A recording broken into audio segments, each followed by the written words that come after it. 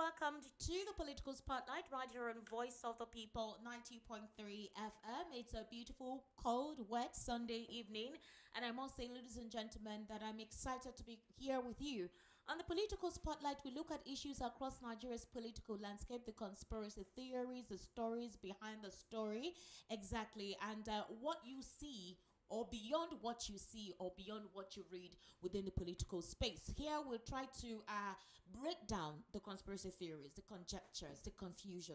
We not only break down, we have a categorical, logical analysis of these political issues and get ourselves properly intellectually edified, and we get to get your reaction sometime during the course of the program. First of all, before I commence, I want to say that thank God the 13 passengers of Benue Link Transport Company who were kidnapped last week at AK in Okpoku local government area of Benue State, they have regained their freedom, which obviously was through a coordinated rescue operation by security operatives and local vigilantes. In fact, the chairman of Okpoku local government area, Ada Inalegu, confirmed the development today while speaking via Monitor television program. According to him, the victims were rescued in batches. He revealed that 2 of the passengers were freed on Saturday after security personnel intensified search operations across the forested region. He added that local youth from neighboring Kogi state were also mobilized to support the operation, putting additional pressure on the stakeholders. So I would say that is a very good development, and I'm so happy and so grateful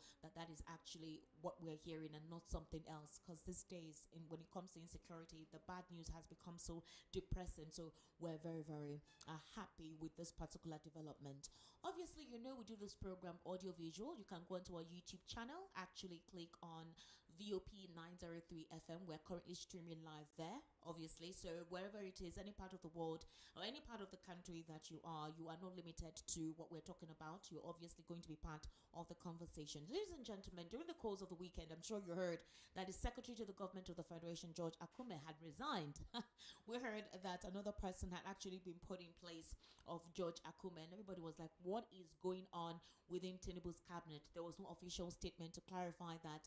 But, you know, in a very swift reaction, when reporters tried to reach the Secretary to the Government of the Federation, he said that it was not true, that we should dismiss the report, claiming that the president has replaced him, and that, you know, this statement is false, unverifiable. In fact, that was through the Director of Information and Public Relations to the Secretary to the Government of the Federation, Segun Imohiose. So according to the statement, he described the claims on Akume's purported removal from office as mere disinformation. There is no smoke, they say, without fire. So how come all of a sudden how they will start using pap and milk and akame, everything, they'll start putting it together, so you will not know that this is how it was. That's how they told us when Ganduje resigned, that it's because of health reasons. It's not because of health reasons, no. It's not because of health reasons. Make I tell you now, Tinubu is not giving any leaf unturned. And whether you like it or not, Guy Man is not sitting on his oars. He is working and politicking like he is in the opposition. Hey, you guys, Ganduje's resignation has a lot into it. We'll be decompacting it right here on the program. Now, another thing we're going to be looking into is concerning the fact that very soon, in fact, at 8 o'clock today, Peter Obi is going to be on Space. He's going to be addressing Nigerians, and they'll be talking about national issues. One of the followers, ardent followers, who actually is one that keeps up with Peter Obi's itinerary, said that Peter Obi and his supporters should better let him know what he wants to do. That is, he should decide. It's either he is standing firm and, you know, there's either he's joining a coalition, or he's staying as an independent candidate, or he's still part of the Labour Party. But as it stands, the Labour Party is not giving Peter Obi the swift connection, the swift automatic ticket. Obviously, you know the imbroglio there. We've not seen any sign of reconciliation between Peter Obi and Julius Aburi. Now, is Peter Obi an independent candidate? We know that the Obedient Party was part of the new political parties registered amongst the registered political parties with INEC at this moment. But is he standing as an independent candidate? Okay. Is he part of the coalition? And this coalition he is part of, who is the presidential candidate? Is he the presidential candidate, or he's just going to support? Because he had said he's not desperate to join any political party just to wrestle power. He's all about the interest of Nigeria. So are you going to join the coalition even if you're not the presidential candidate, so long as there is somebody that you can give, you can beef to support, so that we get to enjoy good governance? If that is the case, David Hunde is saying, please tell us, let us know what we are doing, because we cannot be wasting our time and dilly-dally in the wind and allowing these guys. Our campaign has commenced full on in Abuja. They say if you go to Abuja now, everywhere APC, APC, APC, APC. So if the coalition know what they want to do, they need to disclose what they're up to and start mobilizing. They're not asking Peter Obi to please take a stand. He cannot be dilly-dallying. Today we see him with some set of persons. Tomorrow we see him with some set of persons. Some people, as David Hunde said, you will tell us something different and then maybe go behind and do something different. We need to know what stand you're taking, so we know the decisive action that we're bringing to the table. Now, that's not the only thing. Disclosures were also unfolded as to how Peter Obi became a presidential candidate in 2023. Now, there's a particular obedient found that those who were responsible for putting, like, packaging Peter Obi together, like putting him together, and the reason why they called him to campaign is that Peter Obi did not want to campaign against Atiku in 2023. That was not it. Atiku, he sees Atiku as a boss, he respects him, sees him as a leader. But that was not his intention, to campaign against him or divide the polls. No, that was not it. But it was time for the South. And Atiku knew this, but he wanted to get it by force. And this is what caused the polarization within the People's Democratic Party. Now, this person said that the issue of the PDP is Atiku Abubakar. Yes, Wike is not meant to be blamed because he is a reaction of what transpired during that zoning period, where there was an agreement that the tickets was meant to be zoned to the south. And when Atiku gave about 100 million naira during the campaign period, obviously the party needed money. Atiku provided the funds.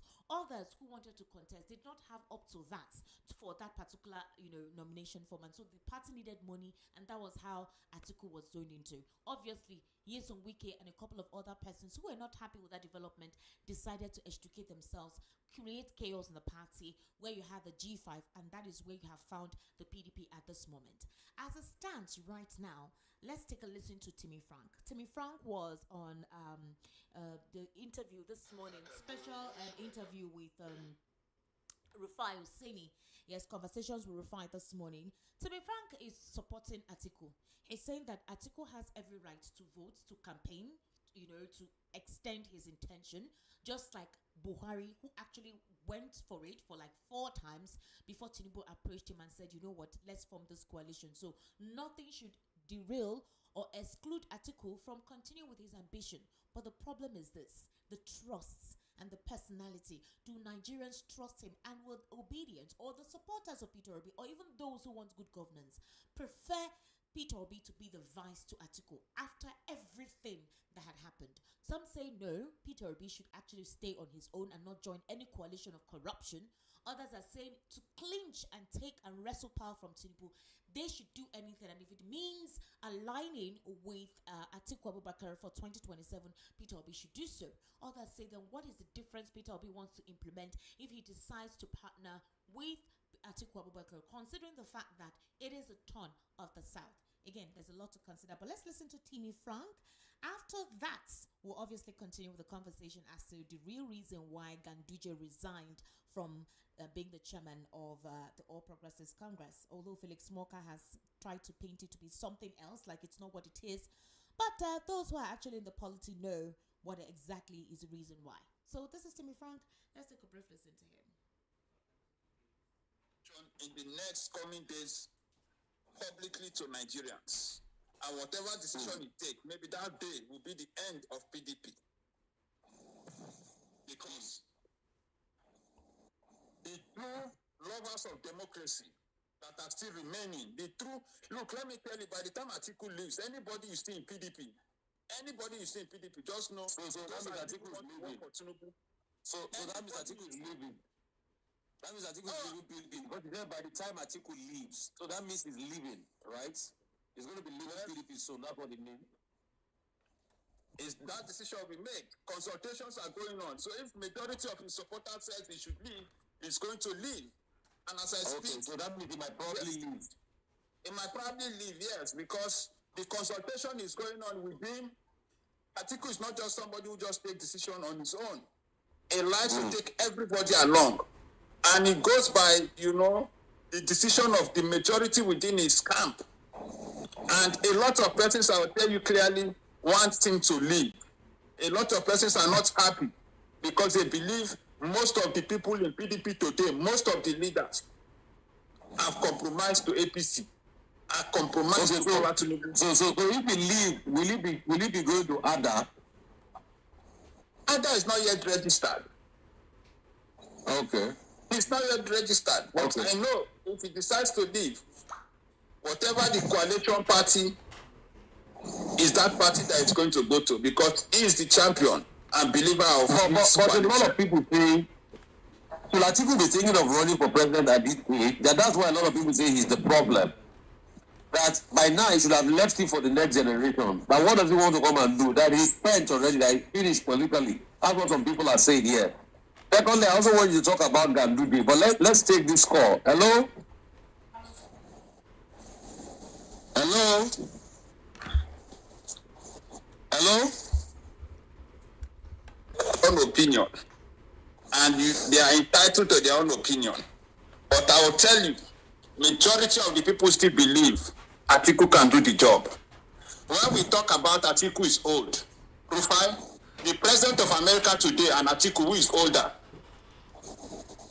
For a country like America that is a world power, that is a superpower, that is a power where they have everything going. If the Americans, where are the young people in America? There were young people in Republicans who wanted to run for president. Where were they? Why didn't they beat Trump?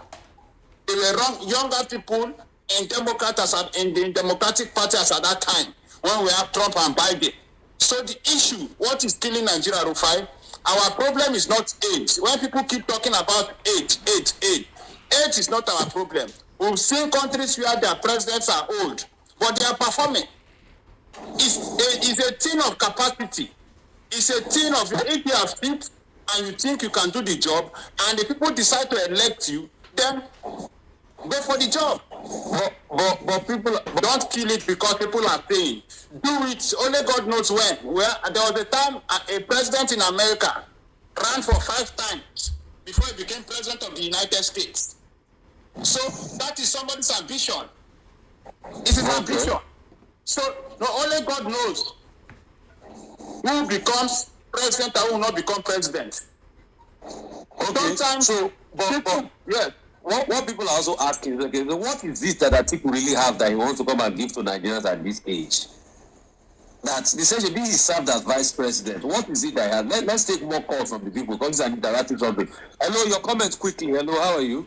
Atiku has the support of Nigerian people. Some people have their views to say, well, we don't want him. But let's wait when the time comes. Yeah. If the party decides and it decides to run, if any party decides to, whether PDP or any other party decides to, if the delegates decide to choose him, then which means he's the candidate of the people. If Nigerians decide to vote for him, it is going to be the choice of Nigerians. So I don't believe in anybody stopping anybody from running. It is only God that has the spiritual power to know who have the capacity and who did not have the capacity. So when people speak, some of them speak sometimes from sentiment. If Atiku runs 10 times, I'll support him 10 times. Because I am with him. I know his ideology. I know his belief. I know what he thinks. He's a businessman. How many presidents we've had in Nigeria today, any of the past presidents who has the business thinking, business structure like this man? So Atiku is a different politician, whether you like it or not. President Tinubu says the businessman, he owns TVC, he owns many media outlets, he owns many businesses. He's an accountant, that's what he said. My brother, how many of them you can tie to him that he can beat his chest to come and tell you these businesses are my business today in Nigeria? With his mouth. Says the businessman. He's a businessman. So all of them have said they are businessmen. Oh, no, see, the antecedent to show you. Peter Obi is a businessman, no doubt. It's antecedent to show you.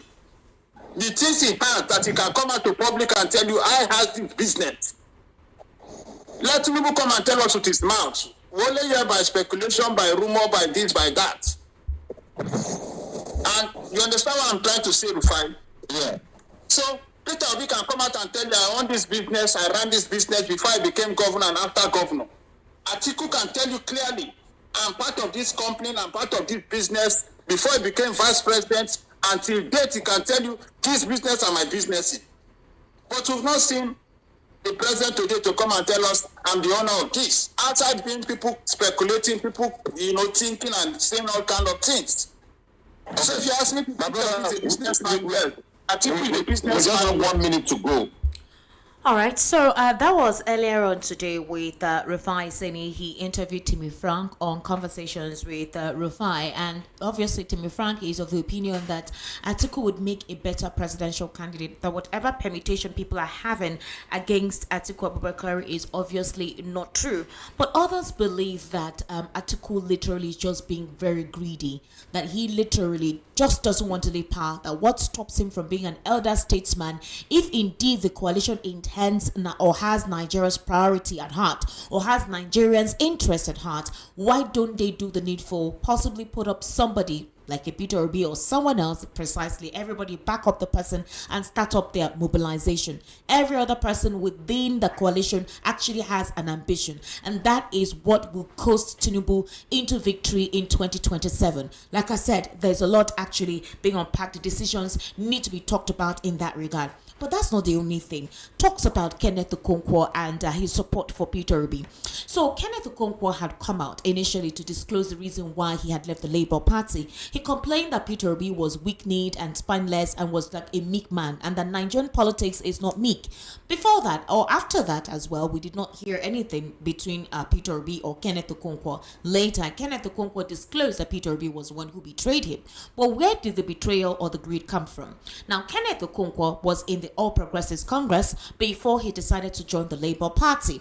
As it stands right now, Kenneth Okonkwo literally wants Peter Obi to serve as vice to Atiku. He has literally been hobnobbing with Atiku, helping Atiku could see how they could get a form of coalition or partnerships that will enable their coalition to be stronger against All Progressives Congress. The reason why Kenneth Okonkwo literally is not on the pass mark is because Peter refused to do what he wanted Peter to do, which is a couple of people think that Kenneth was trying to bully him. Well, that is not the only thing. In Atiku's case or quest, there were different reasons why in 2023 there was support towards him. Atiku rode on restructuring.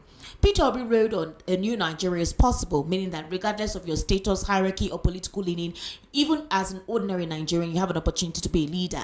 While Tinubu rode on renewed hope, literally having to bring in the whole Awolowo mandate again altogether. But then, the question now is this: amongst these people, who are Nigerians ready to stand with and stand for? What is the permutation like in terms of partnership or coalition or stand alone? Is Peter Obi dilly-dallying or standing in the wind? Is he serious with his intention? Then, the situation with the All Progressives Congress and its chairman, specifically the resignation of Ganduje. Felix Moka has said nothing actually, it's just based on health reasons, but sources have disclosed that it is beyond that. Contrary to the claims of ill health, there are multiple sources that have revealed that Abdullahi Ganduje's resignation as a national chairman of the APC was triggered by mounting pressure from President Bola Ahmed Tinubu. How true is that? Is Tinubu really trying to kick the northerners in the neck, considering the fact that some of the axes of the region in the north are not in support of him? We saw during the weekend how there was a protest in some of the northern states. A lot is actually ongoing. Is the APC still in favor? The north has claimed that they were the ones that gave Tinubu the vote, the massive vote in 2023. So if a majority of them are not happy with him, who are those he intends to partner with to give him key northern states to ensure a smooth and swift victory in 2027? Ladies and gentlemen, let me bring or announce my guests in the studio today. I have an international lawyer right here in the studio, obviously a political and national social affairs commentator. He's an entrepreneur as well, a television mogul too, and that is Barrister Evans Ifeili. How are you? Fine, thank you. Good evening, Nigerians. Good evening, Lagos. Welcome. Thank you. I also have Mr. Lawal Ekundayo. He's going to be awake now. Mr. Lawal, good evening. How are you? Good evening. Good evening. Welcome. My people. And I also have Damilare. Good evening, Lagos. How are you? I'm very fine. Welcome. Welcome. Yeah, thank you. It's so nice to be here. All right, Barrister Evansifil, I'm going to start off with you. So there are talks about Atiku Abubakar being greedy, that he caused the implosion and the weakness or the dispossession rather of the People's Democratic Party, and it's the same thing he intends to do again. This coalition that is upcoming, he intends to be the presidential candidates. They want to register ADA. Talks are already coming in play for that. Now, Peter Obi too is part of this coalition, but we don't know what stand he's taking. He has not declared actually, being officially part of it. But here we've seen him in meetings with them, in talks with them. In fact, recently we saw him in a picture with former Accountant General of the Federation, Malami. So the Obedience don't want him to partner with Atiku. They feel it's going to be a failure. In fact, for them, they think they rather let Tinubu continue. Others believe anything or anybody, any coalition that will unseat this present government in 2027, they don't mind, they will go with it. Anything but this APC in 2027. Others feel like if you are so desperate for Tinubu to leave, what if you bring in someone that is worse? Someone that will make life more difficult. So why not Peter Obi run, possibly as an independent candidate or as a presidential candidate? And even if he loses graciously and in principle. But others believe this party needs to leave. This administration needs to go by 2027. How do you analyze this? Well, let me make some correction first. Okay. Under a 1999 constitution as amended, you cannot run as an independent candidate under our constitution. You have to align with the political party. That is one. Two, the Malami you referred to was a former Minister for Justice, not Accountant General. Okay, not Accountant General of Federation. So, if you look at Atiku's antecedent politically has always been self-serving. Okay. When PDP, agreed on what they were going to do at the last election, it was Atiku that went and soiled the whole thing by picking Ifeanyi Okowa. Okay. Even when they have agreed that they are zoning to the south, PDP had agreed with Akeredolu, the late Akeredolu, former governor of Ondo State and all that. They had agreed, and Atiku went into that mix and soiled and destroyed the Asaba Declaration, which produced Wike, which produced the most time Wike, and from then the party has not known peace to date. So it is not wrong to say that Atiku actually set the ball in motion that ruined PDP, contemporary PDP. That is a shadow of itself now. So you can see that Atiku. Secondly, Atiku does not live in Nigeria. He does not believe in Nigeria. He comes to Nigeria only during elections. Okay. He claimed to be a detribalized Nigerian because he married from here and there. That is not enough. It's not enough to salvage Nigeria. Marital consanguinity and affinity cannot redefine the structure of the country. NYC does that. So they say. But to lead Nigeria, you need much more than that. And they have taken the wrong step. You see, the creation of another political party is a wrong step. Okay. In the last election, the reason Tinubu emerged was because Peter Obi and Atiku divided the vote. Do you understand? Now, you already have two strong parties, Labour Party and PDP as it were, which now divided the vote that made this man emerge. Yes. Now, if you create a third one, it's going to be strong because big names are there. Yeah. So you're not going to have three strong political parties that will share the thing again.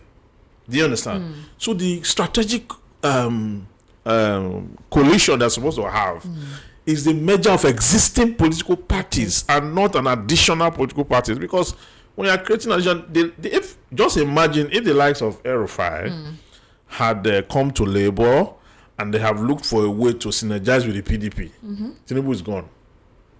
You understand? Because if you look at the vote in the last time, you can see the disparity and all what they put together. So, and any coalition that you are spearheading using Atiku as a yardstick will crumble. It will crumble because Atiku was a vice president in Nigeria before. Okay, as a vice president, what was his impact on the economy? What did he really do he privatized those institutions that were privatized are nowhere to be found today. So he does not even have the pedigree. He doesn't have the political value. Okay. You understand? I mean, Okowa came out recently to say that alignment with Atiku was not like he didn't know what he was saying, because you cannot put forth that in this day and age. Now, Nigerians are on a crossroad because if Tinubu lead us for another 4 years, by the end of that 4 years, if we see one another again, we'll not recognize one another again. Already, we cannot recognize ourselves. Because if what I saw 2 years ago, when I saw them last week, a few weeks ago, I was wondering what has happened. But it's not unconnected to the economy. You can imagine that's 2 years. That's 2 years. You can imagine what we'll do another 2 years and then do another 4 years. That will mean that we would. So we need. 2027 is critical. Very critical. It will determine whether some people will be alive thereafter or not. Not because there's any, but because there's huge insecurity, there's hunger, there's so many vices that this government is not dealing with. The only thing the government have done, which is skeletal, was the coastal road, which does not have economic value, and the tax bill, the tax act now. Okay, which has brought a reduction, which has given us a roadmap to tax and collection and the rest and the innovation. So for me, I do not think Atiku is fit and proper. I think that Obi still remain a viable candidate that is talking about a viable alternative. Okay. But the problem now is, where are we going to take Obi to? Which house is ready to receive him as a special bride, so that we can politically collaborate to, let him, because the last election was where Tinubu was agitated. He wants Tinubu in Lagos, Abuja. I mean, if not for the northwest, because anything you are doing politically in Nigeria, if you don't get the northwest right, they have 7 states and they vote in block. So you need to get them. We need a political party that will house P2B and then sell him to the northwest. Let the north it align. Then when I have a strategic analysis of the issue, then we can go to the polls and get victory. Now, as it stands right now, as this very particular moment, the supporters of the administration are saying the luck that Peter Obi had in some of the southwestern states, it wouldn't be the same in 2027. They cannot determine that. They are putting machinations in place. They have started by causing heated tribal sentiments. Yes. It has become so toxic and bad. Very soon you begin to see it on the streets, like in broad daylight. Yes. The government of the day has refused to nip it on the board. The DSS reads these messages, hear them, watches them, they say nothing. The traditional leaders too are enabling it. Government of the day are also enabling it. So it tells you that the plan is already there to stoke it up in such a way that anybody who is not a Southwesterner will not have an opportunity to vote in any Southwest, especially if you're not voting for Tinubu. So is it safe to say that for the Southwest, Tinubu already has the lockdown for 2027? No, I don't think so. I think we are still going to have this issue of, because he cannot use government machinery to carry that out. He can only use non-state actors. Obviously, that's what I'm talking about. That's but there's an extent to which non-state actors can go in disenfranchisement. They cannot hold the whole polling unit at ransom. They can't. You know why I say they can't? Because they do not have the machineries to do that. Okay? So they will still do that in those places, First Act Town and all those places where they did that in the past. Yes. And we saw that glaring, and the court didn't say anything about it. INEC didn't say anything about it. It was in the court process and all that. Yeah. And we found it very disconcerting and offensive. Okay. But I don't think the impact of that in Lagos or one other state or 2 other states can actually, if you have a candidate that's formidable and that is overwhelmingly supported, that is able to discard whatever it is they're going to bring. Because what you are saying is critical. I've seen it. It's all over. Yeah, it's a discussion even on X and all that. Yes, every day. It's dangerous. Very dangerous. Very dangerous. But I think with the right support, can walk over it. What support? From where? That's what I'm telling you. You see, let's get Peter Obi to a house that is ready. Do you think that's why he's afraid of disclosing certain things or officially announced? Because it has gotten so bad that the way it is right now, if you he must disclose. He must go. Part of the 110 political party. One is the obedient party. Yeah, but that obedient party, now, the name of the person or the person who registered the party was not. No, they are doing it to bring him. They are doing it to woo him in. Okay. And that's what they're trying to do. But so at the end of the day, it doesn't matter whether obedience is the name of the political party or not. What matters is that it's in the right place. And then because the LP seems not to be the right place any longer. Oh, they're not even saying anything to what is happening. Yeah, so there is a convoluted place now. Okay. So he needs to go to a place that there need to be serious political thinking process on what should happen and how he should move. Okay. Because he has the support of the people in a large way. All he needs is to convince those who are left to come on board, and something has to happen in 2027. Well, a couple of persons feel that they are blaming him for the political divide. They are blaming him for the toxicity. They feel there's nothing they've not blamed him for. They feel that the party or the movement has become a tribalized movement. They feel that they brought in ethnicity into the movement, that if you are not from his region, you are seen as a betrayer or an outcast. That's what the supporters of this administration are painting it as. And those who formerly were part of the movement, a lot of them left the movement and they're supporting the government of the day. And so they've been using the knowledge they knew or what they know about the movement then against the movement now. So they're literally saying anything about this movement, we don't want it, it's toxic, like they've been calling it all sorts of things. How do you think he can dispel that narrative? That narrative will always be there because the ruling party. Do you know that the ruling party, they are acting like they are in opposition? Yes, they are. If you see their preparedness, I was telling you guys, they are ahead of all other political parties, and they're in power. Yes, they have incumbency and they have everything. That tells you that the political temperature is hot. You can be on seat as a leader, and you are not sure of tomorrow.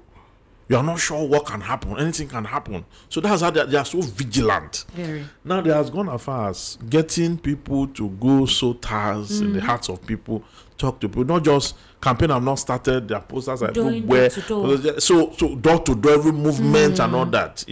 That's why I say political parties should wake up. Okay, this level of preparedness, for you to be able to unseat the APC, you need to apply something far more stronger than what they have, because the way things are going, first they have the money to get people. Look at governors, look at Akwa Ibom, look at how they are moving. People are moving. Rivers now, obviously. Yes, Rivers is tilting towards that. Not just it has tilted. Yeah, because the part of the agreement and all that. Exactly. So at the end of the day, what you have is the APC have spread its wings for 2027, almost fully ready. You understand? So we're waiting for the right opposition for that. The president called them internally displaced politicians. Yeah, because he was mocking. I saw that, and I saw that because I also see that a lot of them are not ready. Okay, even the new ones that are being registered, many of them, adopted the name of already the registered political party. Like the ADA. Even the ADA. Yes. There's a existing party with that acronym. Advanced Democratic. Yes. So it means the ADA to that name is not going to fly. Okay. There's one, the Green Nigerian People's Party or something, that submitted 3 names and had 1 pro-tem chairman. So at the end of the day, they're going to sweep out maybe an negotiation like 20 out of all of them. So from that 20, is it by that time? Because any coalition that is not yet ripe and ready now, it will be difficult for you to push it forth to get. Even the APC was formed in one election after 7 months. Okay. All right, Mr. Lawal Kundai, let me come to you. Why do you think Ganduje resigned? Because as it stands now, the rift is between Ganduje and the president is not yet disclosed, but it is believed that the president had privately conveyed to Ganduje his desire for a leadership change at the helm of the APC. Ganduje's decision to resign before the stipulated Monday deadline reportedly caught the presidency off guard. He was meant to resign this Monday, but he resigned earlier. So with the sudden exit of Ganduje, the APC leadership is reportedly working to revert the party's national chairmanship to the North Central geopolitical zone in line with its earlier zoning arrangement. So consultations have begun over who will succeed Ganduje, but that one of the leading contenders is the former governor of Nasarawa State, Umar Tanko Al-Makura. Others believe that the procession that led to Ganduje's resignation is for Kwankwaso to come in, although Kwankwaso has spoken, for Kwankwaso to come in that touted him as the vice president for 2027. Shetima has not said anything. Festus Okoye, yes, Alex, so what's his name? The APC spokesperson, Felix Moka, came out to say that there is no problem between the president and what's his name, the vice president, that there's also no rift between the president and Ganduje. He just resigned is a normal thing. How do you react to this development? That's a very, very serious this thing, because I don't know how to react to that at the moment. Okay. It's still fresh. You know, it's still fresh that he resigned, or it's still fresh as to the reason. No, the reason why he resigned is still fresh. We are still waiting for things to leak. Okay. To leak out. You know how they do their thing in APC? They do it like something occultic thing that, and then you have somebody as maybe the chief priest who make decision from the gods. Boy, said his ear head. They say it's not ill health though, but he just used that to cover. No, that's what I just said. Like Akume, we heard about his resignation. He's telling us that no, he did not resign. So but soon it will start trickling out, and then the truth will start coming out. Okay. You know, and then we will get to know what is going on. But there's something I'm seeing in APC. APC may have issues even before that 2027. Go and write it down. Because all these permutations that they are using, even though some people are defecting, is causing a lot of discontent towards them by the people. Go and listen. It's causing, they don't have the people. They don't have the people. They don't have the minds of the people. Do you think they are bullies? Do you think they're being That's it. people? See, look at the one they are doing in Rivers. It's not working. You get, it's not going to work. With this Fibara defect, it's causing more problem for them in that state than good. So all this defecting, the Nigerians, if we have a true election, they know they cannot win. Go and write it down. I've seen the signs on the wall. APC cannot win if we have a normal election. They can't, because the people who are going to vote, look at all these people. You are talking about Fubara. You are talking how many? All these numbers are not up to 1,000. What about the masses of Rivers? What about, go and look at the states that they are defeating. Speak to the people. You will know that there's a total difference between those who are defecting and the people who are going to vote, the masses who will really control the votes. There are total difference between the two of them. Okay. So all this thing doesn't really cost that is really not giving them the lift they want. All right, let me ask you this. Do you think Peter Obi's indecision is causing problem for the coalition, the intended coalition? No. Okay. No. Explain it's not about Obi only. All of them are being very careful. Okay. Because they know what the ruling party is doing. Manipulate you, coax you, threaten you, force you, That's what they are doing. So everybody is being careful until they have a stable where they can go, and they know that it will be, they will have what they want. That's why you see them being careful. You see them in coalition, and today you say they are still in the same party, because they are being very careful, because they know they have studied the tactics of the ruling party, and they don't want to play into their hands. That's why you see them being careful. They don't want to, just because the moment you see them living, like maybe say Atiku leaves PDP now and move to, is declare himself as part of the AD or the coalition or any other, even the party that is existing. You see, the attention of the ruling, the APC, the attention will divert to that party, and then they will do something about that party. Okay. Because almost all the parties are, one crisis after another. They have created, even Labour. The moment Obi say he leaving Labour and moving to another party now, in fact, the attention will be there, and for him to go back to Labour, it will be like a shame. So they are waiting for the last minute before they will now make their eventual decision. That's why you see. The reason why you see El Rufai speaking the way he's speaking is because he knows he is not taking any post. He has made himself clear, so he can talk the way he wants, because nothing they can do to him that is going to affect him. That's why you see him talking. That is El Rufai, because he said, I'm not going for any post. So what are you going to do? If wherever he goes, but no matter what you do, it's not going to pay him, because he's not going for anything. His own is that he doesn't want he has his own ambition is that he doesn't want the president to come back. That is all, and he's ready to do anything to that effect. So the others are being very careful. They are being very careful. That is what is going on, because they have seen the tactics, of the APC, and they are being careful the way they are going to put their leg, so that by the time they are putting their leg, they know that where I'm putting my leg, we have done everything, we have clarified everything on ground. Before they will not start doing anything, it will almost be too late for them. Yeah, but there's something I want to say. Do you know what the people are waiting for? Do you know what they are waiting for? What? The people, that is Nigerians, are waiting for that person they believe in to just come out and declare. Forget about whether the only thing they are waiting for, the parties. The moment the person the people they are waiting for declares like this, that is their direction. Whether party or no party. All right, you want to say something? Yeah, Mr. Law, don't you think it will be too late if these coalitions, this person the people are waiting for, do not declare early? They are actually. Peter Obi is going to be on X today at 8 o'clock. Yes. He announced it, but we do not know what Peter Obi is going to say.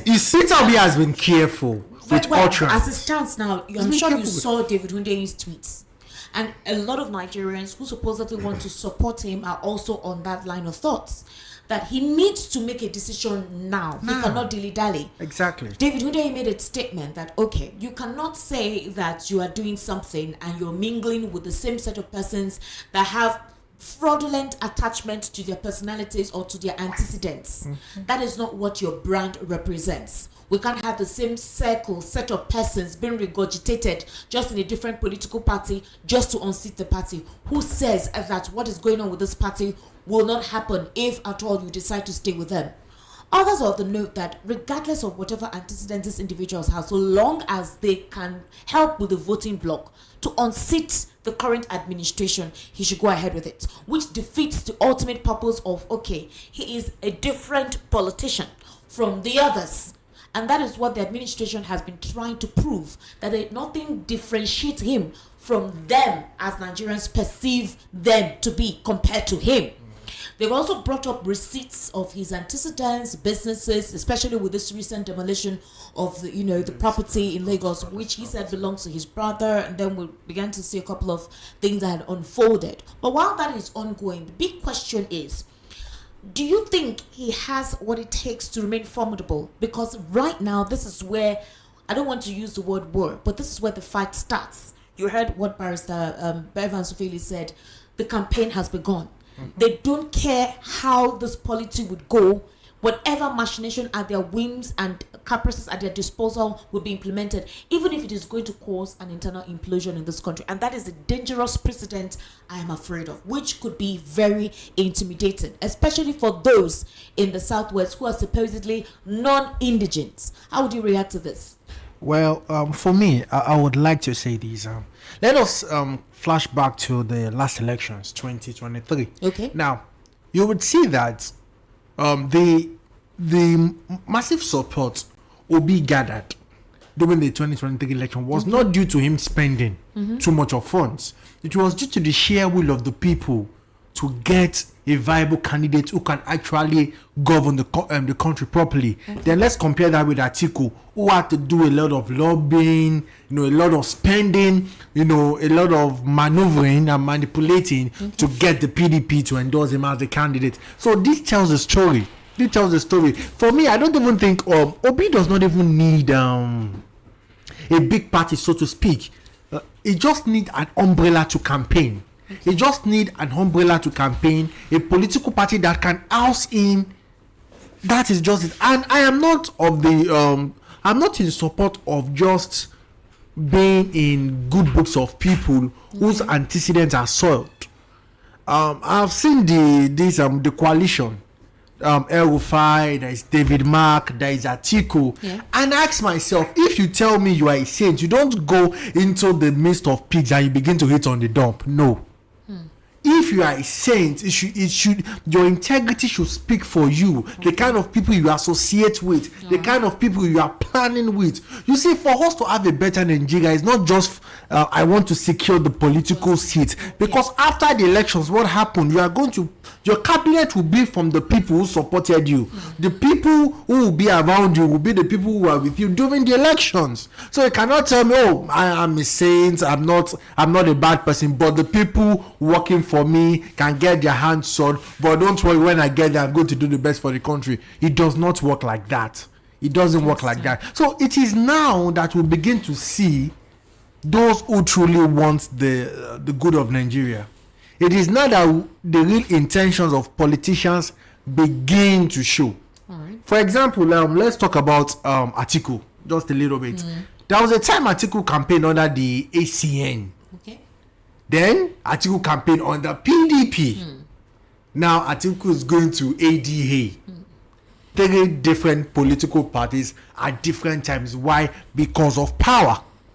And he has shown that I don't care if the political party collapse. All I want is just to get in there. Others have said that Buhari went for it like 3 or 4 times. So why can't Atiku also want to president? Why can't exactly? So why can't the president? Why can't Atiku have that ambition? Okay, why now should he be limited to being ambitious? Look at how Atiku has gone about it. It is how you go about it. Nobody says you can't campaign. How you can't. did Buhari go about it that is different from how Atiku is going about it? Are you saying Buhari's case because he remained with that CPC, is that it?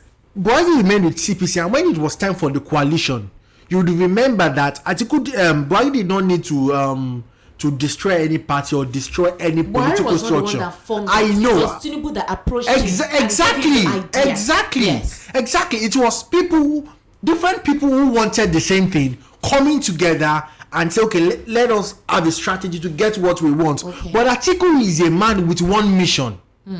With one mission and saying that, you know what, I want to get this, and whatever it takes for me to get this, I would get. Okay. Atiku destroyed PDP. All right, Barrister Evans Sufeli, sources have claimed that the anti-Tinubu coalition will adopt the African Democratic Congress, ADC. That is what the sources are revealing now, as a platform to contest the 2027 elections. The ADA is just to have an alternative. They're not saying they're going with it, because Atiku is obviously going to announce by this week him officially leaving the PDP. To what party, we don't know. It could be the ADC or it could be ADA, but ADA doesn't have any structure and it's going to take time to do. So as it stands now, David Mark would serve as the party's interim national chairman. You know David Mark. All right. Now, also, the decisions were made by leaders of the anti-Tinubu group, including former Vice President Atiku, Labour Party's 2023 presidential candidate Peter Obi, and former governors Nasir El-Rufai and Rotimi Amici.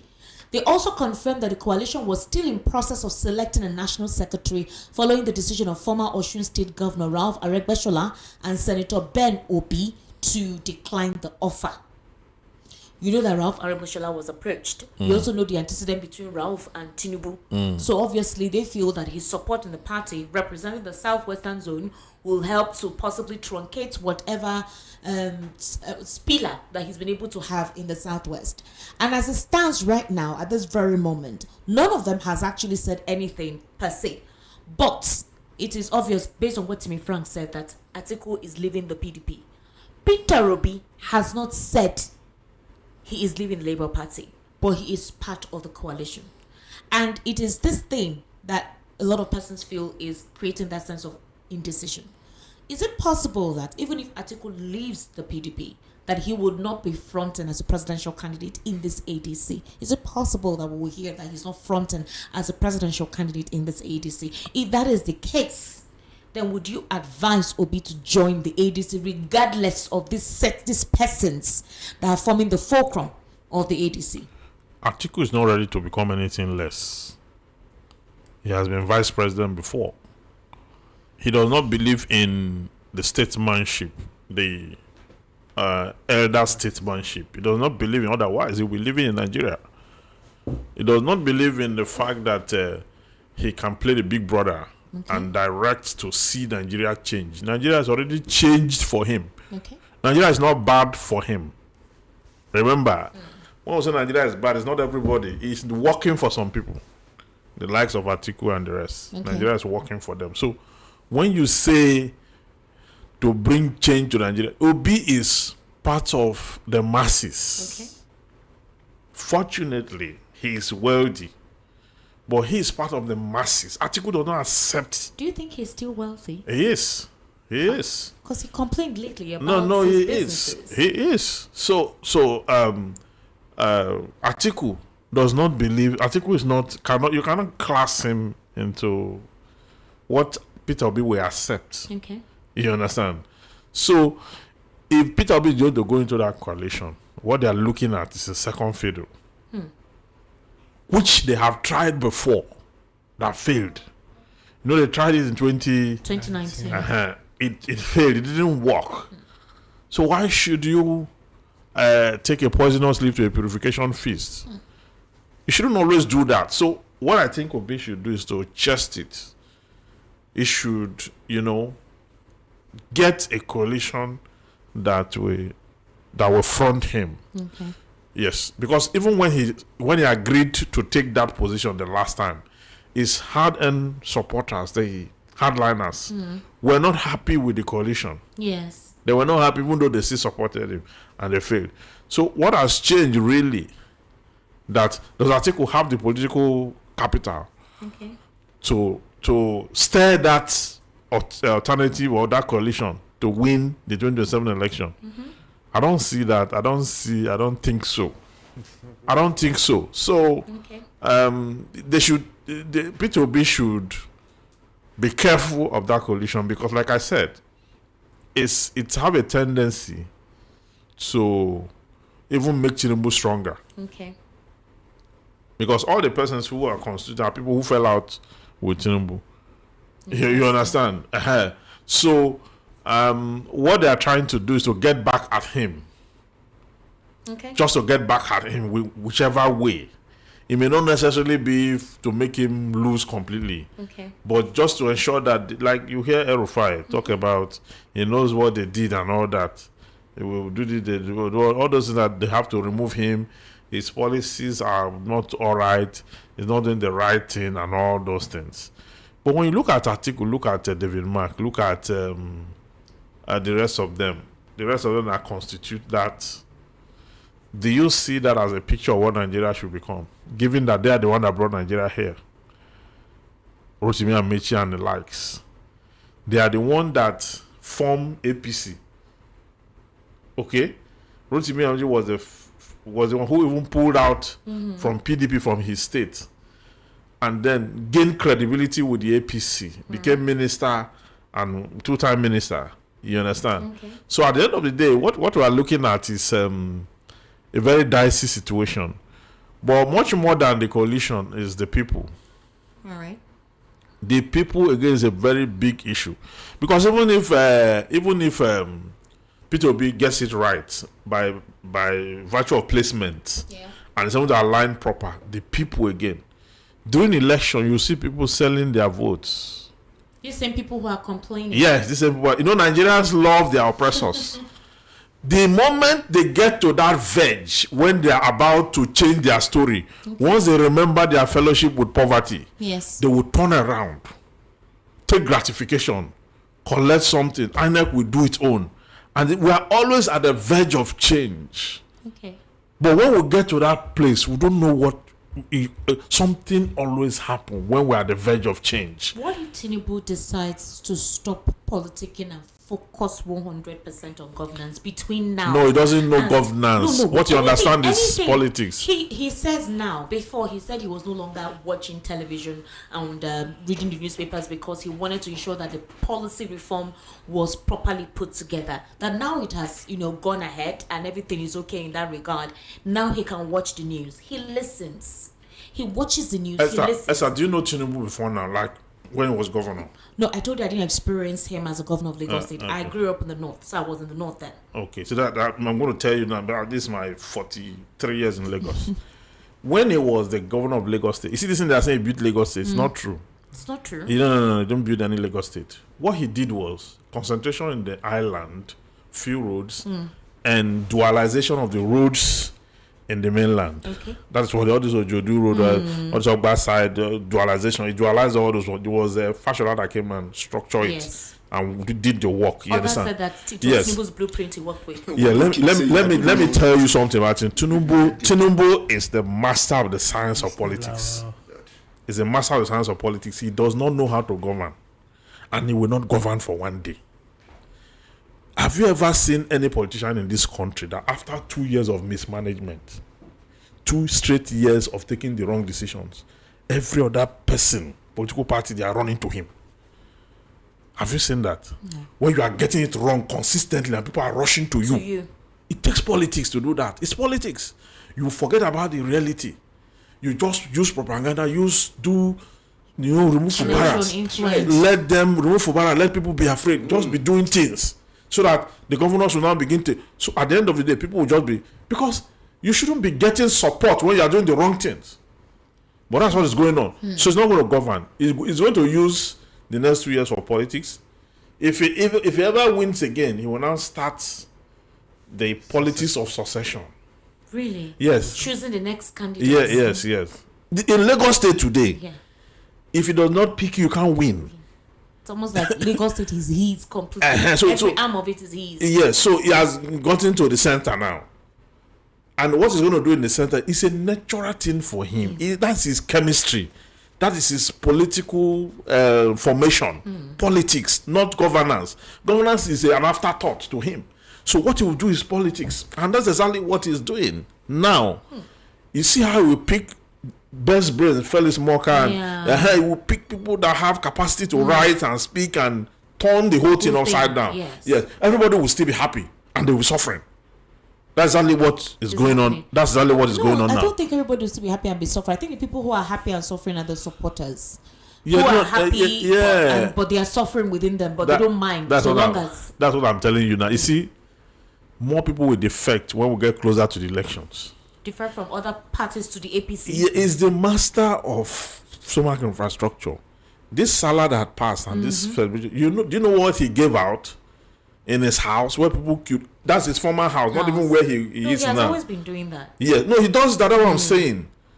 So when it gets to the time when he meets the people at the point of their needs, okay, momentary needs. Not futuristic, momentary needs. So they collect graduation and also they are going to buy vote. They are going to throw more propaganda during the election. They are going to bring ethnicity. They will bring religion. They will bring all those things, put them in one pot and begin to serve Nigerians. Then they will take gratification and do whatever it is they want to. So apart from the fact that they are talking about P2B alignment and this, we need an educated electorate. We need, and the educated among us don't have PVCs. Are you serious? Yes. The people who vote are illiterate. So they can be easily intercepted at every point in time, because they will take what they see. The ones who are educated, who will do analysis, who will tell you evolution of politics from Karl Marx to all of them, those don't have PVC. They don't used to have PVC from time immemorial. They don't have. So the ones that were, so at the end of the day, you don't have informed citizenry. You don't have informed citizenry. What you have is the people that come out to vote are Okada riders, those selling newspapers, teachers, and all that. So at the end of the day, what you have is the politicians know exactly what to do on that day to make sure that things don't go the way you plan it. Hey, very, very interesting there. In the same vein, Isu Guzoro faction of Haneze Indigo, they are coming out to complain. They are saying that for them, Gowon needs to say what the truth is about what transpired concerning the Aburi Accord. Gowon said that he was sick and that by the following day, before he decided what he wanted to do, that Ojukwu had gone ahead to announce or say something that was not an agreement by everyone. The reason why this conversation is coming up is because the faction of Ahanes Indigo is telling Gowon to say the truth, that the Southeasterners have continued to suffer the effect of the civil war. And up till now, they still make it seem like it was the Southeasterners that caused the civil war, being the fact that they were the ones that bared most of the brunt. So, I decided to do a little background research on Ojukwu responding to the Aburi Accord. So let's listen to Ojukwu here. We agreed on area commands for the armed forces. At Aburi, we agreed that the police force will be decentralized. We agreed on this. Yes. We agreed even to show that we didn't separate. At Aburi, we also agreed on certain revenue formula. That's what happened at Aburi. Aburi again, because I always end up, this sounds odd today, but I always end up, I say I must have been naive, because I believed actually that would be the end. I'll confess to you, when I got back to Enugu, oh yes, I had a party, believing that probably the danger was over. That's what we thought. Until they then began to deny everything. It was the denial of Nigeria that made me publish the tapes of Aburi, because we had insisted that each one should have a set of tapes. Everybody talks about confederation. Go and look at the transcript. There is no time that the word confederation came from my lips. That was Ojukwu responding to the Aburi Accord. Meanwhile, Gowon is saying something else. So, is this something wrong? Is Gowon deliberately not saying the truth about the Aburi Accord? Because according to him, it was not to fight anybody. It was not against the Southeast or whatever. It was to maintain the unity of the country. But according to him, it was Ojukwu who went ahead to make an announcement without a confederation, without the agreement of everybody, for personal reasons. That's not what happened. Please come close. That's what Gowon said. We know, no. What Gowon said is immaterial. I mean, we all read the remote and immediate causes of the Civil War. In fact, I was 12 years old when my dad gave me the manual to read and interpret to him. I can still remember clearly. The manual then was about 38 pages. I read at 12. I also was a very good student of history, and I was not only taught the immediate and remote causes of the Civil War, but I was shown clips, movies. We did, a very good study of it in high school. Okay, before I read independently at the university and the rest of that. But when they returned from the Aburi Accord, refused to implement the agreement reached. Did not implement the agreement reached. The agreements are many. Decentralize the police force, rework the revenue formula, and so many other issues. Okay, to take away that complaint, okay, coming from the Southeast, to take away those, and it was a collective thing, not just the two of them. It was, yes. So they chose Ghana as a neutral ground. And when they came back, they were all in very good mood that they've succeeded. He threw a party over there that finally they have succeeded in getting a document, that will become the rallying point for the unity of Nigeria. You understand? So what? Why didn't they implement that agreement? That is where the problem started from. Then Ojukwu now saw it as a betrayal.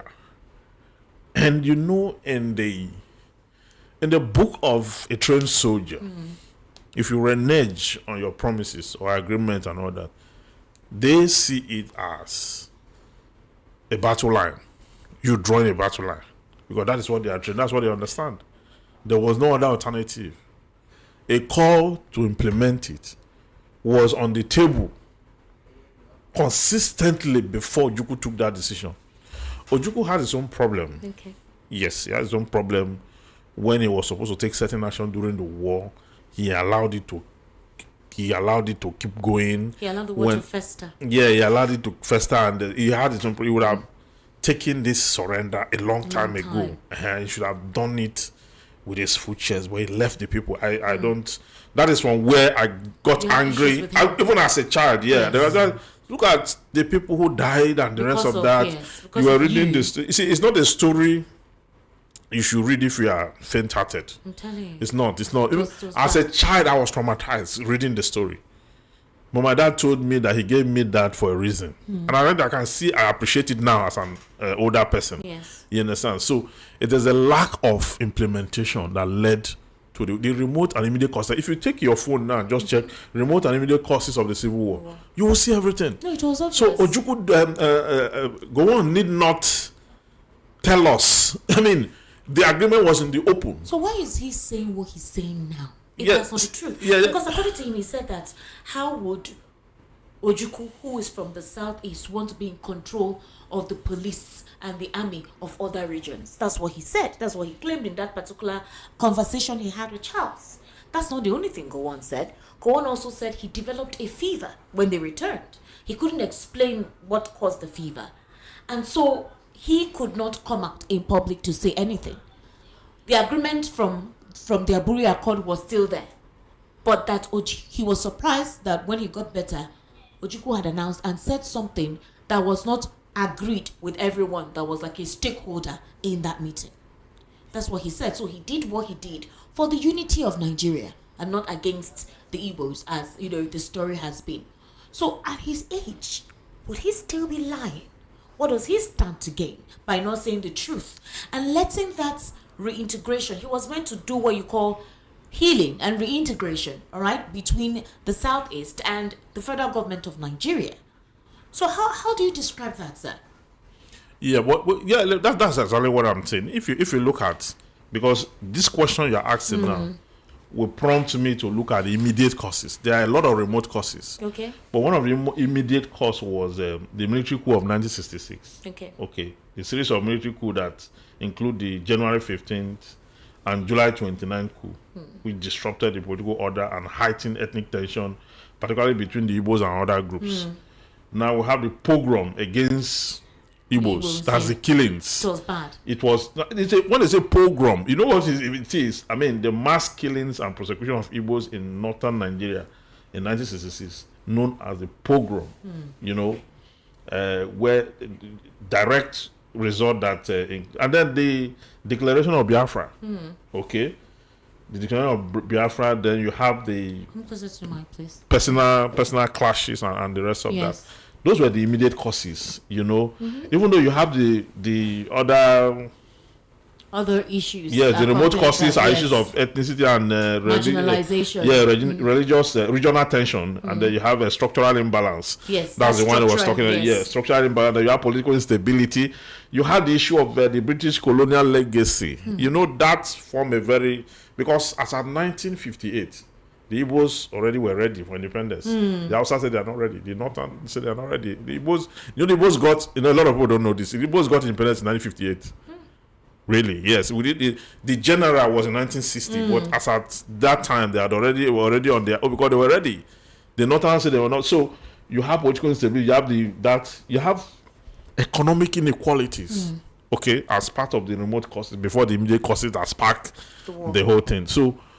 So, but when people talk about it, they talk about it as if the war was just declared, the Biafra was just declared, but you don't talk about the long-time killings. You don't talk about the pogrom. You don't talk about the economic inequalities. You don't talk about structural imbalance. You don't talk about the ethnic and regional tensions. There were so much. There were so many, especially in the northern region. Yeah, there was so much. So at that point, there were riots, even the Kano riots, consistently like that. Consistently, even as at the time they were deliberating for independence. Okay, 1957, there was a Kano riot. Yes. Between that time, between 1953 to 1952 to 1957, when they had the Ibadan Constitutional Conference.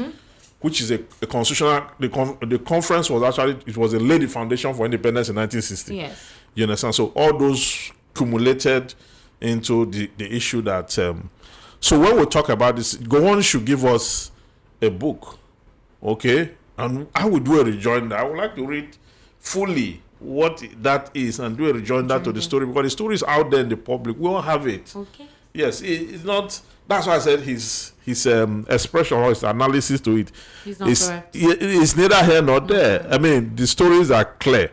At that time, we had newspapers that are publishing the stories. And the newspapers were from a pre-informed. Yes, if you have read books on the Biafra War, you will see excerpts from those newspapers. Yes. At that time, West African Pilot, the Tribune, and so many of them then, that the newspaper that existed pre-independence, you will see how they were reporting the story on. So I do not think that you should push that blame to the Igbos. Okay. Because Nigeria had what you call a reconciliation, the 3R.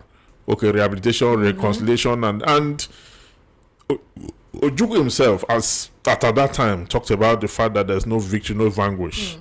So I do not think that we should keep recounting and opening up these old wounds. Oh, they keep doing it all the time. Yeah, they should not be opening these old wounds because so many people died. A lot of people died. So they wiped out generations. Yes. So when we keep on it, it's not a good thing. It's not a good thing. You want to respond? Yes. Please go ahead, please. Come closer to the mic. Thank you very much. Now, normally, we're supposed to move forward like the Europeans. After the Second World War, which was predominantly started by Germany, both First and Second World War, millions of people died. But you see, Germany today is one of their greatest allies. In fact, they don't even want to go to anything war, if not for the fact that the war of Russia, Ukraine, that they feel threatened. In fact, they were very, very reluctant, even supplying weapons to Ukraine. Because they don't want anything war. You see, that wound, they let it go. That's why they became so developed. They focus on industrialization, humanity, and they became so developed. They became one of the world powers when it comes to economy. They fought at a point. But here in Nigeria, we keep talking about this thing in which we're supposed to be fingering, we're supposed to be, investigating these leaders. We keep picking sides, and it's creating problem. And that's one of the things that's creating problem also today. We pick sides. Some people say Ojukwu. Some people, will be exonerating Ojukwu. Some people will be supporting Gowon. Some people, and then the politicians use it as a means to polarize us and rule us like slaves. And that's why that's why it's easy for them. The moment they mention tribalism, we are already scattered because we are divided already. They are seeing the division and they just manipulate what you have on ground. All right. See, I'm coming. See, that Aburi, what I expected, that Aburi from the Aburi Accord, yes, was for all of them that when the Ojukwu Gowon plus this Yoruba regional administrator and so many. What I expected them to have spoken about was how to return to civilian rule. I was expecting them. I know Nigerians were talking about it. Okay. Why didn't you go to that meeting and talk about how we are going to return this country to the democratic normality dispensation? Why don't you talk about something of national conference? Why don't you talk about something like interim government?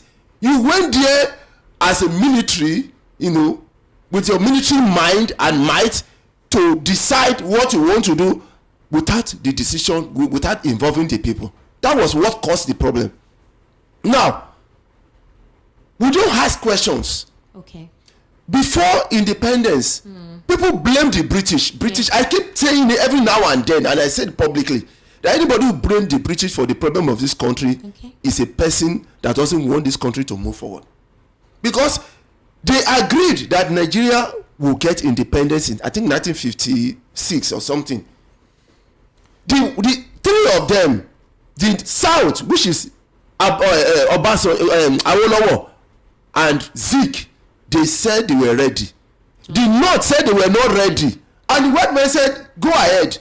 But they said they will not go without the North. That they must go with the North. And the white men said, go and decide it yourself. The white man never decided it. The British never decided it.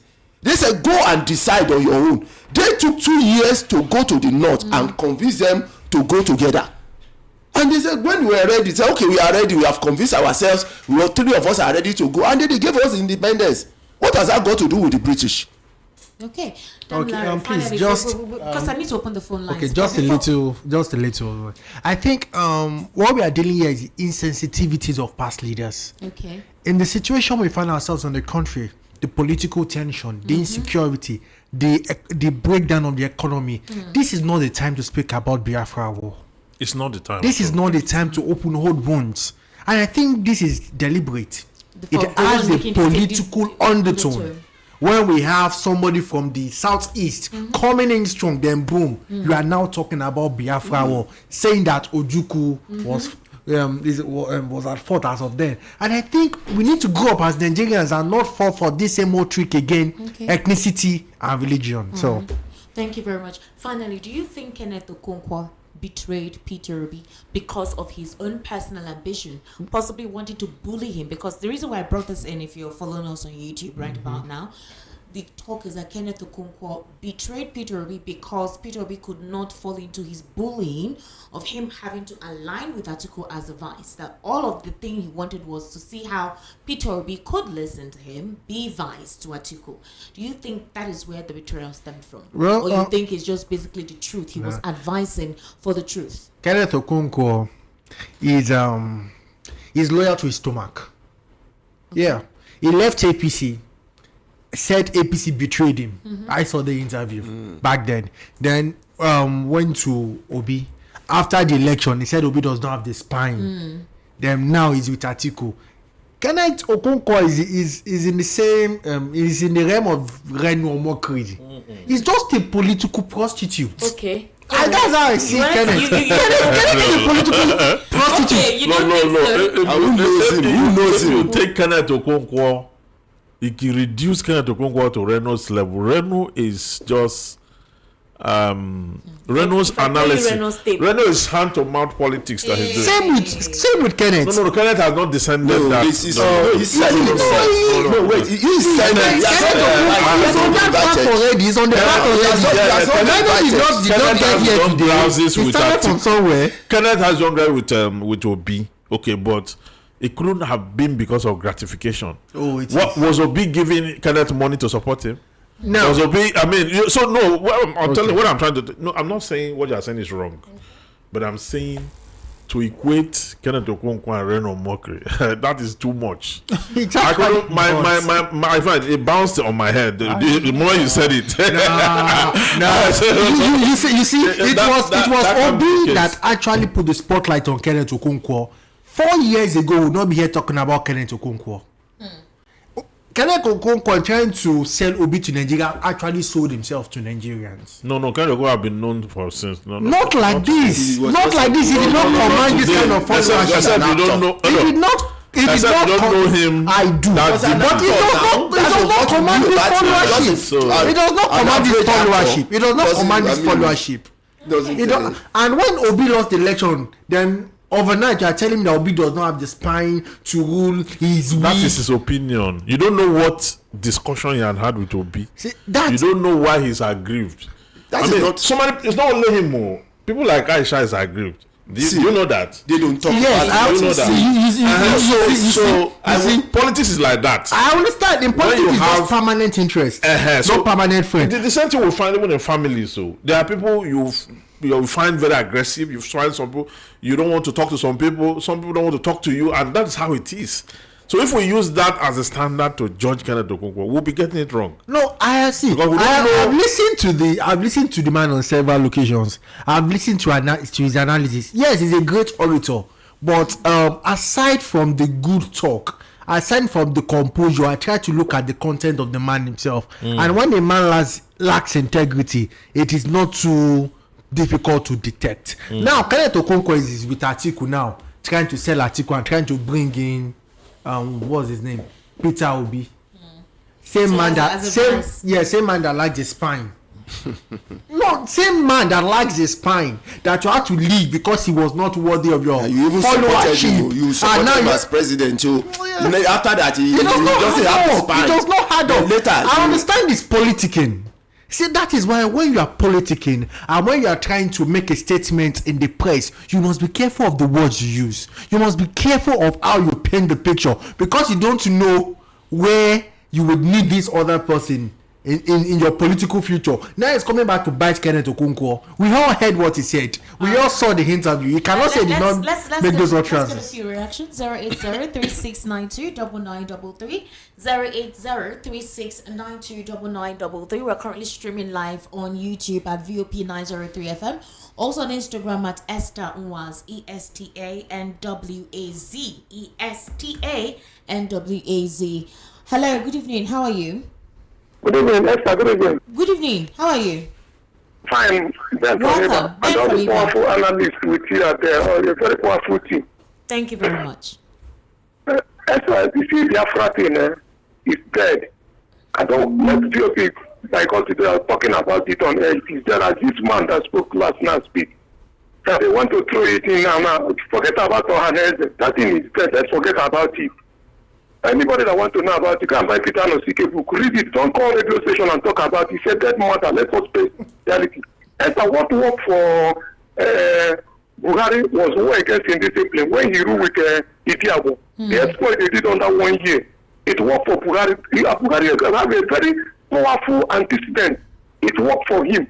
They fought corruption. We said, this is the man that will fight corruption for us. That was why people voted for Buhari to come and repeat what he did in 1984.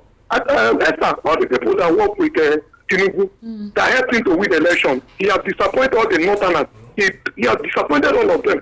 Rufai is gone. Ganduje is gone. Akume is gone. How many of them now?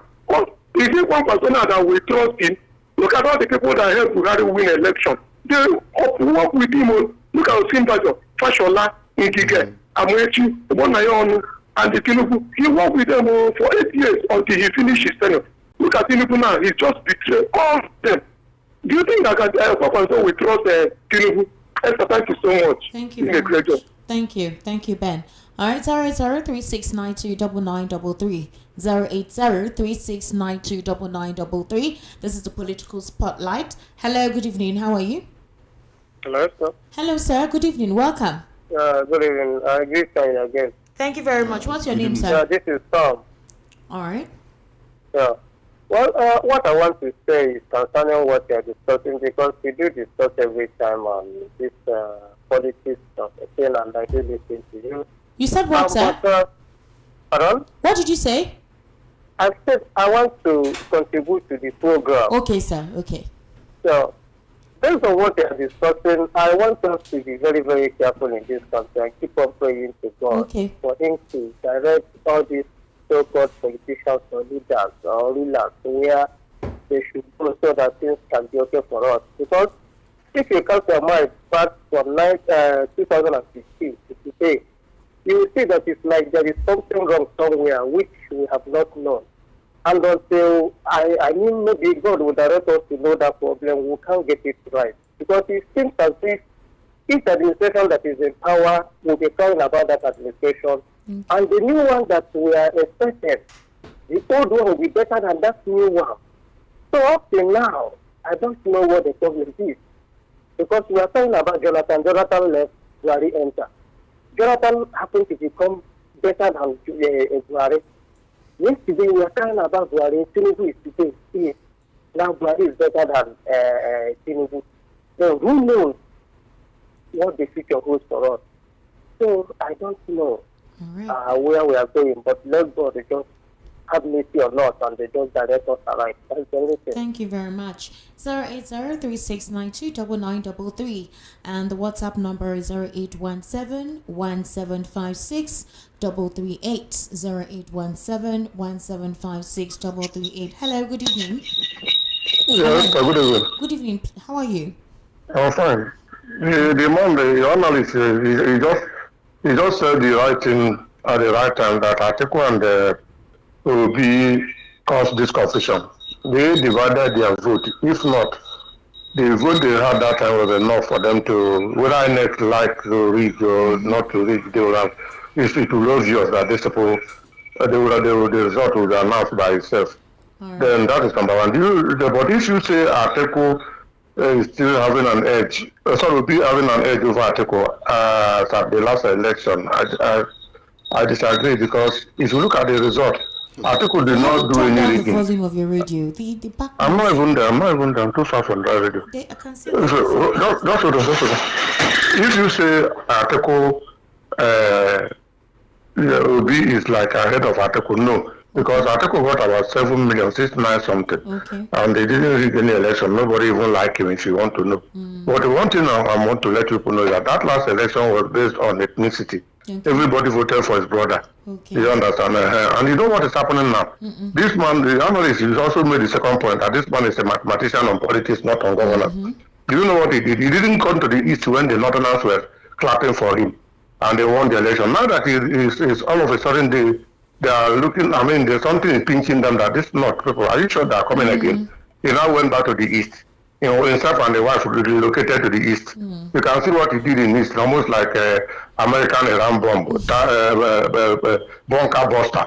He has taken Delta, the 30 capacity bunker buster, taking Delta, Ebony is there, waiting on the column. Imo is there, Cross River is there, Bianco Juku is neither here nor there because he has given him a powerful appointment. Enugu is neither here nor there because they themselves and the G5 are no longer working. So you now say that if you collect the east and join to the west, that will give him 15 states because the east is Bayelsa is nowhere to be found because that one is 8 local government. Edo is already there. Edo does not even belong to anywhere in the first place. Because they are just at the middle there. They are not Yoruba. They are not there. So where are they? You know, we were formerly been there. So when we left and went to join the other Bayelsa rivers, Edo was left alone. If they look at themselves very well, I'm a Delta man. I know what I'm talking about. I was in Benda. I did the Shagari election myself, talking to you now. You understand? So I know the way this politics works. So if Atiku and Obi, and let me tell you what happened to Obi, it was his people that caused it to, not Obi himself. His people said, if you join anybody to deputy, say we are going to disown you. And Obi became afraid of the vote and decided to work on his own without planning like what this man said. All right. If he started working on his own, you will get vote too. Like me now, if I go to do election, I will get vote. My family will vote for me. But will I win? I'm not going to win because I don't have what it takes to win. Do you understand? So what they are planning, number 3 point this man raised, that this man want to form another dynasty. He has gotten Lagos. He want to get the whole federation. He is also passing the same mantle of leadership to Wike. Wike has almost captured Rivers to become their godfather. Unless this man do otherwise before this election. So the only thing that is going to, like he said, is going to be difficult. Who will actually win this election because they have divided. The APC have divided almost everywhere. I'm telling you. And by that time, they will bring out this money, like the man said, and begin to go and pay people at the point of their need. It's a very bad situation. I don't know how we got ourselves into this mess. So thank you. Thank you very much. Thank you. Well, this guy is a politician. See how he's dissecting it. 08036929933. Hello. Good evening. How are you? Hello, Esther. Good evening, sir. Welcome. Good evening. Patrick is calling from Okota. All right, Patrick, please go ahead. I want to first of all appreciate the contribution of the studio. I think somebody has really enlightened me much about the past during the Civil War and what they want to say. And just like a reference was made to Europe, if we don't drop this ethnicity, the past, and so on, we never come together. We have to forge ahead. And the coalition that is going on, they have to make sacrifices. Like Rufai said, he's not ready for any position. Atiku is supposed to make the same comment. And people of integrity should be coerced into their group so that all this propaganda that APC is throwing around will go to nothing in 2020. Hello? Oh, wow. Sorry. We lost that connection. Hello. Good evening. How are you? 08036929933. Please, when you call, turn down the volume of your radio or you turn it off completely. Hello. Hello. Hello, good evening. Good evening, sir. What's your name, please? Good evening to you again. My name is Mary. I'm calling from First Tag. Mayor from First Tag. Mayor, how are you today? Yeah. Well, how is it going? We do. Thank God. Please go ahead, sir. You see, I listened to the analyst, the barrister. He analyzed very well. But on the issue of APC currently, marking somewhere that APC is going to have an implosion before 2027. The crisis that they will, it has started now. It was Ganduje that was saying he's going to capture Enugu, capture here, capture Anambra. Where is he now? And it is still it's unclear whether it's based because of Pakmanso or because of. So it has started. They are still struggling with the one of Chetima. Whether it's going to they still have that problem. More problems are still going to come out. Even going to the same we have problems with Tinubu. We are matched. So it's going to happen because when you live in a glass house, you don't throw stones. When you wish somebody bad, it will come back. When you use one finger to point at somebody, definitely pointing at you. So this is not going to work. Let me tell you, every drug has expiry date. Okay, thank you for calling. It's better Obi joins coalition with Atiku to achieve his goal. If not, he will lose gallantly. They will rig him out. Let's try Atiku too. I disagree with the panelists. Let him try Atiku. You can't just conclude that he's not capable. Some people believe in Buhari then that is capable. Where did he take us to? Ayo from Mushi. All right, Ayo. Good evening, Esther. Peter Obi should register the Obedient Movement as a political party and contest on that platform. Shegun from Alagbado. All right. Good evening, Esther and crew. If you still believe Obi still has the same relevance like before, you better rethink 2027 will take a different dimension. Tinubu master calculator. Tinubu lead others. Follow my advice to Obi is to join APC and enroll under the political school of Tinubu. Obi is a boy to the master. Imagine. Some people will just type anything. When the moment they have given them one bag of rice, then every other thing that is their problem is disappeared. Esther, I agree with you. My point is this. Vote buying because APC has more money to buy the votes, and you know there is hunger in the land. For example, the last election held in Edo, vote buying was the order of the day. How do we handle this cankerworm? Joe from Bariga. Good evening, Esther. Obi should be careful of that coalition because Atiku is in the coalition to do what Wike is doing against the PDP. That is why he is insisting to be the presidential candidate of the coalition. From Steve. Well, he has not announced yet. So let's just be. He wants to join the coalition. He has not announced that he wants to be president. It could just be that he wants to be part of the coalition to help Nigerians. To what? You said to what? To help who? To free us from the usurpation we found ourselves. Okay? He should free himself. All right. Good evening, Nigerians. Esther. Coalition is none of the common people issue. What matters to us is the good heads that can go for us. Peter Obi and Dati have the knowledge and strength to take the people to the promised land, no matter the party. Call it Wazobia party. Name is meaningless. I don't see on the foundation of APC party will stand in to ask Nigerians for a comeback. God forbid. All right, this is from CY Honesty from Isolo. Hello, good evening. How are you? Hello? Yeah, good evening, Esther. Good evening from Germany. From Germany? How are you? Hello? Yeah, I'm fine. Mazi from Germany. Mazi from Germany. All right, go ahead, Mazi. Yeah, I will be very brief here. Mr. Okundayo said that Germany has moved on. Hello? Oh, come on. Hello, good evening. Esther, good evening. Good evening, sir. What's your name, please? Esther, no, you're going to talk. Oh, is it? Yes, sir. I just spoke from my brother, the one I said. Okay, go ahead, Oyeze. Oyeze, you know what you get for this network? This network is very out there. Because of what? We know the hear what people they talk because we are trying to speak our own mind. Because all of us, we are using phone. Nobody use MPO or radio. We are using phone. I think let me know my details. No first. See what I want to talk because in a game where they bring for Biafra and Nigeria. You know, so they bring that into Ausama reject it. So make the car and give it to man. And this man collect that to work. Now they don't want to remember that kind of thing. So like no one hold that food for the first time when people read that food on the they don't want to remember it. But I just carry to Nigeria people they don't complain together. So people don't want for them to be sorry to say because of I using my phone. To know the fish now is a better sleep, but hear me, I'm very sorry of Nigeria because they know one for question.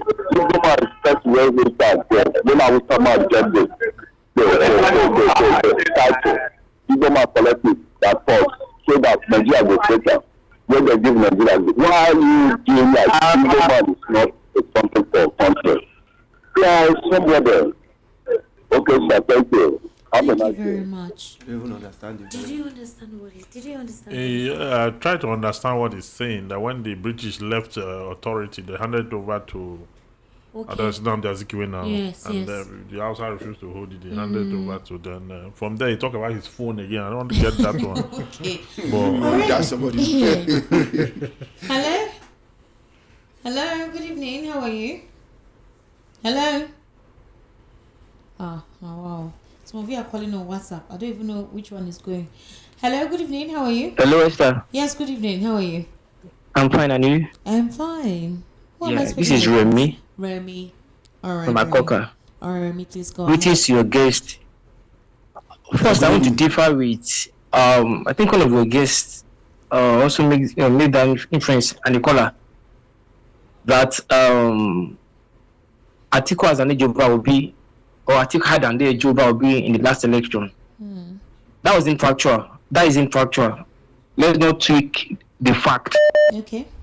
The three major candidates, according to INEC, won 12 states each, Abi.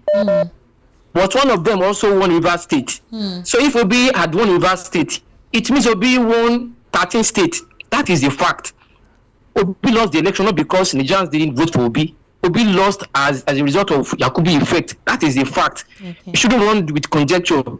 Obi never lost not because of coalition.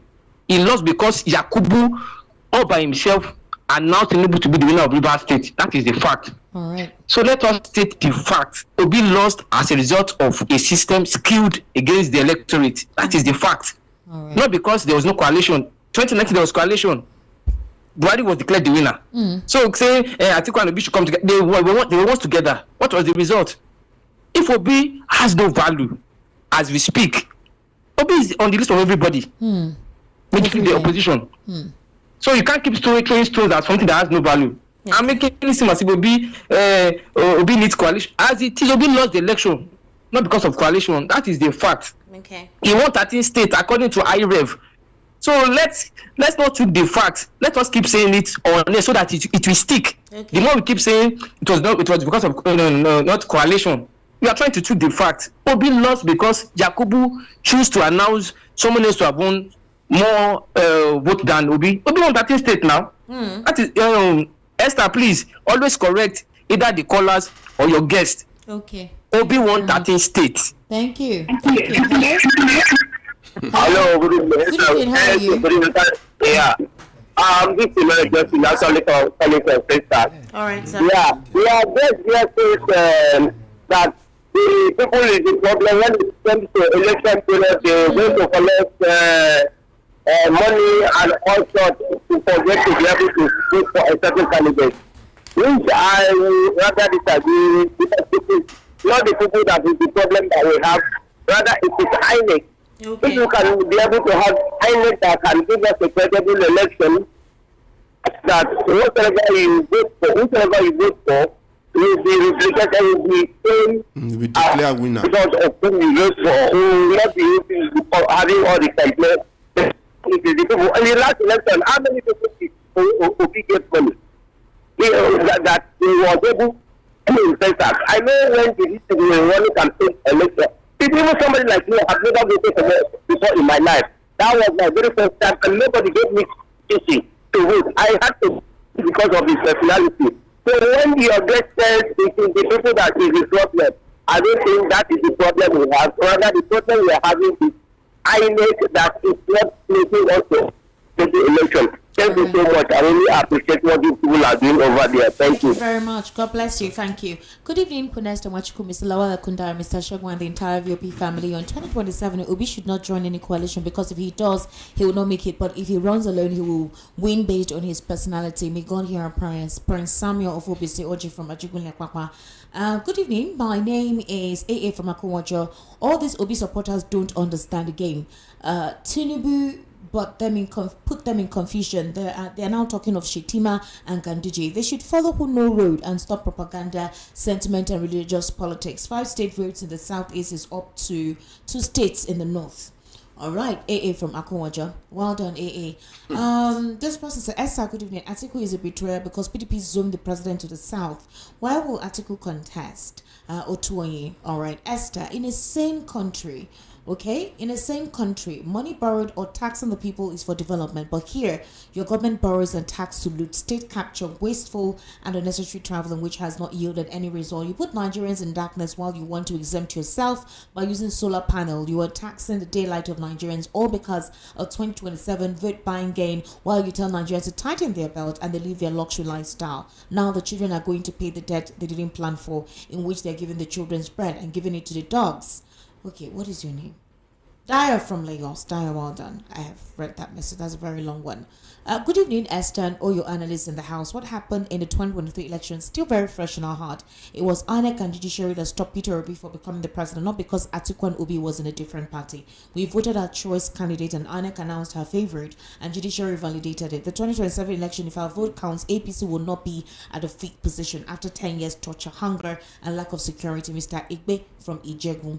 Good evening, Esther and the guests. The North told Awo and Zik that we're not one because of culture and religion. Why did the two not allow North to go? Do you see where we are now backward and we should stop crying? Sunday, Tedun Jaye from Songota. All right, well done, Sunday. Please, all the defections to me doesn't really matter because it's for the selfish gain and it doesn't show acceptance of the people. All that matters is how the election would be conducted. If we have a credible election, Obi will sail through. As for Kenneth Okonkwo, Obi made him popular and his association with Atiku doesn't matter. Uche from Okota. All right, Watano gets, good evening, Esther, and watching your guests in the house. My contribution to this is Obi should join Atiku because this is the people that has the presidency experience. I'm not saying Peter Obi don't have the experience, but the fact remains that presidential experience is quite different from governorship ruling. Peter Obi should humble himself under Atiku for this first time for gain of experience. Water no get enemy, no be when you boil more. All right, okay, let me take this final call. Hello, good evening, how are you? Good evening, sir. What's your name, please? Good evening, sir. Good evening. Good evening, sir. Coalition, is it fight? Election have it turned to fight? My name is Obina, calling from Ezibu. Okay, Obina. Has the election turned to fight? No. Na fight, oh. Okay. If all this coalition coming to Tinubu will defeat them. Okay. Because he will defeat them. Because the only thing that can bring Tinubu down is when true election was done. If INEC will be sincere, Okay. Tinubu cannot even contest. If they say now that INEC will be sincere and call the result according to the vote, Tinubu will not even go to contest. He will just step down because he know he will not win. But as I'm saying it, hence election have turned to fight. Tinubu will defeat them with the coalition, whatever they do. But if election will be true and fair election, Tinubu will not bother to contest because he will not win. Okay. Thank you for calling. We need to wrap up now. Mr. Barrister Evans Sefeli, what's your final take to what we've said today? Yes, I think as we approach 2027, the politicians are already doing what they ought to do. I mean, strategizing and forming alliances, getting ready for the polls and the rest of that. As they are doing that, the citizens must be very vigilant. Yeah. Yes. For those who took gratification the last 2 years ago, at least they can see the effect of it now that election have consequences. Yes, so we should do the right thing. Even when, you see, the politicians cannot read without the people. The politicians could not disrupt the process without the people. It was politicians that paid the people who went to stand on the queue to ask people their tribe and creed and race before they can allow them to vote or not vote. It was position that empower thugs with guns, machete, and the rest of that. So in 2027, having seen that, we've seen from the day this government was sworn into office, our lives changed, all of us. Yes. Fuel left 190 naira to another order. So we've seen that when we get to market, they will not sell to you Based goods on your tribe or religion, based or on your anything. tribe or based on whether you fought for the president, governor, or whatever it is. You voted for one. So we are all going to face the same reality. So the better we understand this, the better for us. Yes, my own, I want to say something very different today. What I want to say is we should learn from the other. See, this thing is seriously causing problems. It's one of those things that the politicians are making use of. From the other what? Yes, we need to learn from the Europeans. Don't let us see them as an enemy. See, like I said earlier, what should we learn from them? That's where I'm going. Okay. After the World War. Okay. After the World War, it was Germany. All of them fought Germany. All of them fought Germany. But now Germany is their friend. Okay, in other words, we should move on. Yes. All right, Mr. Damilare. Well, my own final take on today's program is that we need to intensify our the electorate on the political reality of the country, because most people, you won't believe, are still ignorant of the root of the problem. People still do not believe that who is in power determines what happens with their lives. So I believe we need to do a conscious political education and orientation. Exactly. Very beautiful one. And please, the electoral reform. Electoral reform. I cannot overemphasize. Ladies and gentlemen, thank you so much. My name is Esther Wachuku. Follow me on Estic Media on YouTube, ESTIQMEDIA. On Instagram, Estanwaz, ESTANWAZ, and on Facebook, Esther Wachuku. Barrister Evans Ufeli across all social media platforms. Lawal Ekundayo on Facebook. Damilare. Yeah. Damilare. Bamidele Damilare Ezekiel. Bamidele Damilare. All right. It's just Evans Ufeli, not Barrister. Just Evans William. Okay, Evans Ufeli. Don't put Barrister if you want to get it right. Barrister less. All right. Have yourself an amazing weekend. See you tomorrow.